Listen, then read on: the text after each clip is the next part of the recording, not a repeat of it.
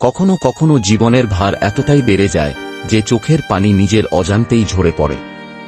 মন বলে এত কষ্ট আমি আর পারব না, কিন্তু তখনই মনে রাখবেন ইয়াকুব আলাইহিস সালাম বলেছিলেন, ইন্নামা আশকু বাথি ওয়া হুজনি ইলা আল্লাহ। আমি আমার দুঃখ ও কষ্ট আল্লাহর কাছেই প্রকাশ করছি। সূরা ইউসুফ। রাসূল সাল্লাল্লাহু আলাইহি ওয়াসাল্লাম বলেছেন, যখন তোমার কোনো দুঃখ বা বিপদ আসে তখন বলো, আল্লাহ আমার জন্য যথেষ্ট, তিনিই সর্বোত্তম অভিভাবক।